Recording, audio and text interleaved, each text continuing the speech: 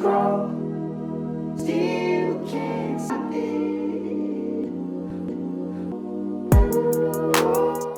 What is up? I am Crypto Mason, and welcome back to the Crypto Mason YouTube channel. Shout out to the Gold Squad. We look for gold in every single aspect of our lives, and we always find it. Now, first of all, of course, Merry Christmas Eve to everybody.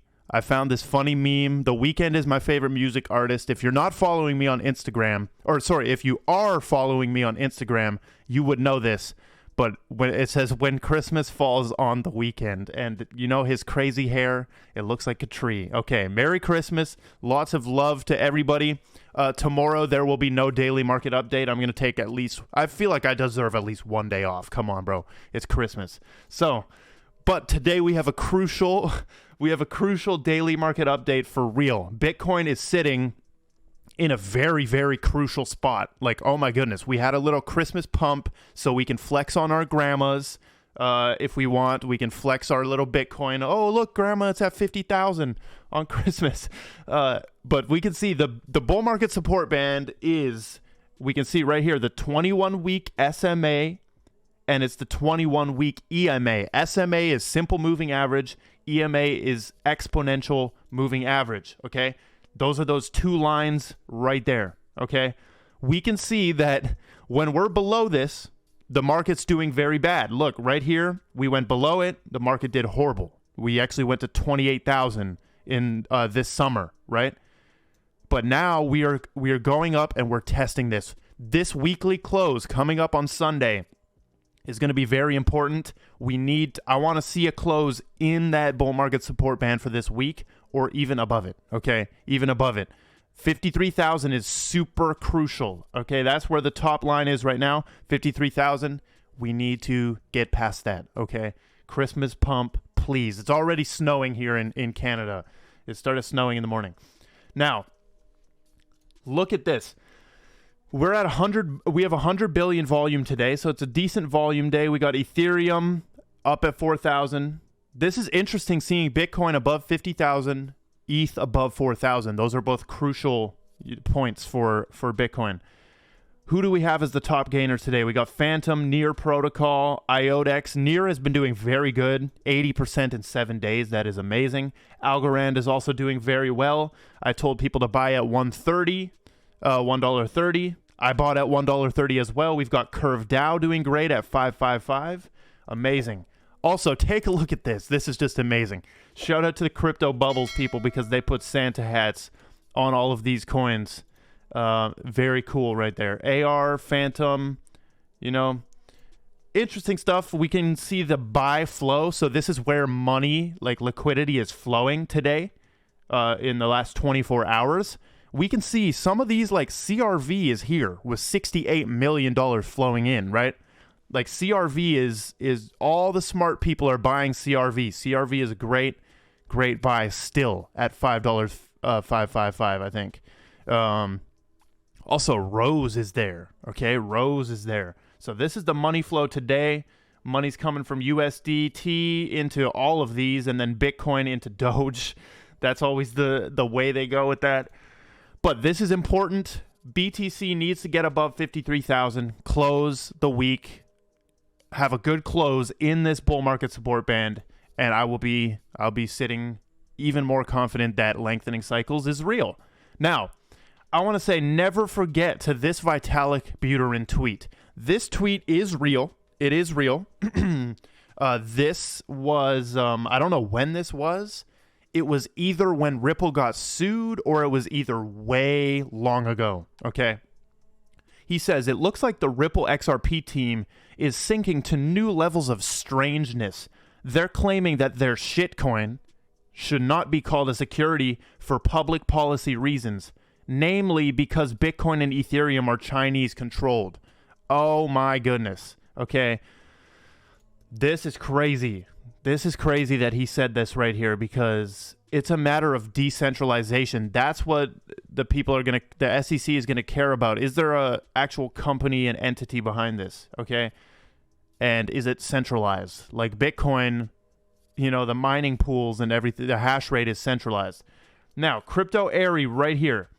This is Brad Garlinghouse talking about how volatility is a stupid argument for why XRP won't be used. Take a look at this clip. I hear people talk about volatility, and I feel like they're propagating misinformation. The volatility risk of fiat, volatility is just a mathematical calculation of time times volatility. If you hold fiat for, let's say, an average SWIFT transaction today is in the order of magnitude 2 days, that's about 180,000 seconds. An XRP transaction is 3 seconds.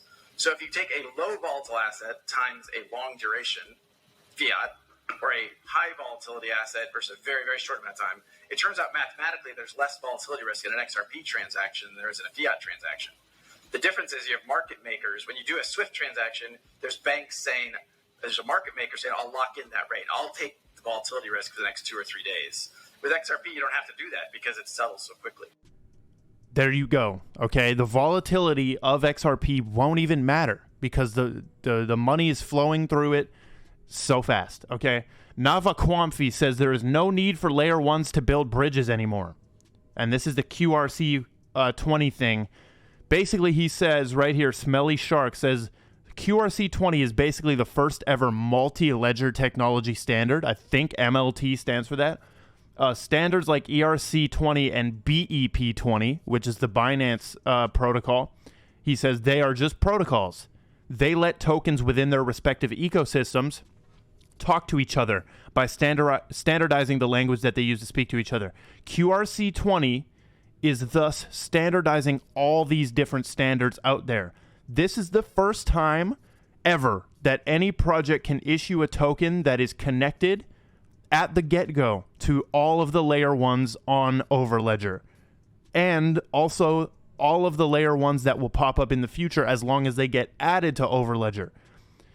He would imagine it's compelling for synthetic CBDCs to get issued using the QRC20 standard. So this QRC20, we've been covering it in every video. It is very important, okay? Moving on right here, we got Shane Higdon. This is the CEO of the HBAR Foundation. So the announcement was not the crypto.com. He says there's been an unavoidable delay in the announcement I mentioned. Releasing this late is not optimal given the holidays, so will be after the first of the year. Oh my goodness. So are they just, I don't know, man. Did they say that the crypto.com, like we had that crypto.com announcement that was kind of positioned as the announcement, but who knows? We're waiting on another announcement. So January 1. We have Swift Go. Okay, Swift Go. This is something really peculiar that we need to talk about, dude. Take a look at this video from Bank XRP. Look at this, okay? Look what Swift has just put out right here. To meet this need, financial institutions are coming together to define a new way for making low-value cross-border payments and boost their business in a high-growth segment. To do this, we're building on the success of Swift GPI to create a new way to make low-value cross-border payments. Swift GPI, Swift Go. This new service is underpinned by 5 key pillars. The service will guarantee predictability of end-to-end fees, FX, and time the payment will take to arrive, known in advance. The service will equip customers with a simple option for moving money directly from their bank account. Payments will be routed via the fastest and most efficient corridors using instant settlement where available.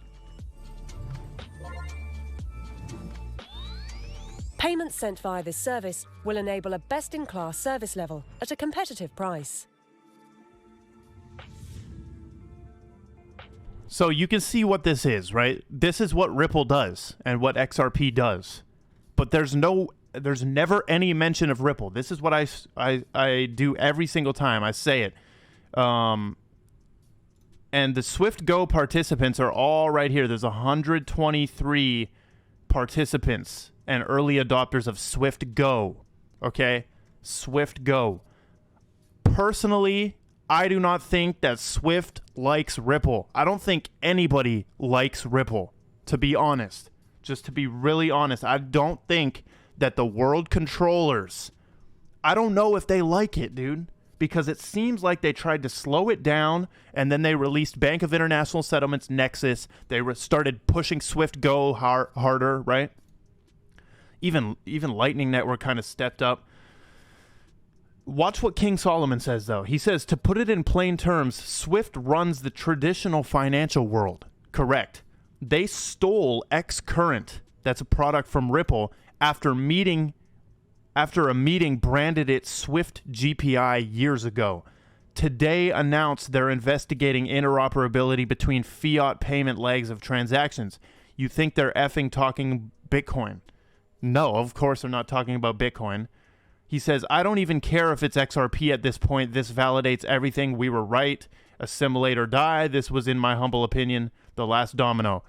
I mean, there's no mention of XRP. I've never seen a mention of Ripple by Swift, right? He's saying they stole the Xcurrent product and named it Swift GPI. Dude, I don't know, dude. I think they don't like this. I think Swift does not like this. Very interesting. We have this article right here. Swift explores the expansion of network into the digital asset market. Okay, for all I want to focus on right here, relative to cryptos and stablecoins, the current market cap of tokenized assets is small, but momentum for these digital assets are expanding. By some estimates, volumes could reach 24 trillion by 2027. So that is Swift saying that this could happen right there. Now, they're basically trying to solve interoperability, right? As a natural cooperative with a reach across 11,000 institutions in more than 200 countries and oversight by central banks globally. Swift is uniquely placed to engage closely in the future of securities. There's a lot of interchanging here with CBDCs, stablecoins, digital assets, virtual currencies. There's a million freaking different terms that they use for this stuff, and nobody knows what to call it yet, right? So this is interesting from Swift right there. I mean, I don't see it as a good thing for Ripple. A lot of people are saying like, this is using XRP. No, I don't think so. Unless somebody could show me where Swift mentions Ripple at all. I think they want to compete. Right? Just my opinion. Jack right here, founder of Twitter, says, I'm not anti-ETH. I'm anti-centralized, VC-owned, single point of failure, and corporate-controlled lies. If your goal is anti-establishment, I promise you it isn't Ethereum. Don't believe or trust me. Just look at the fundamentals. Wow. That's pretty crazy right there. Even Elon's saying he's pro-Doge over here. Super interesting from Jack right there. That is all we've got for the daily market update. I thought about throwing this Swift thing in because we really need to watch what's going on here. Like Ripple was sued to slow them down. I swear that is one of the main reasons. Ripple was sued to slow them down. I mean, it's going to get interesting, dude. But that is all we've got. Merry Christmas Eve to everyone again. Make sure you follow my Twitter, Instagram, join the Telegram group, and goodbye.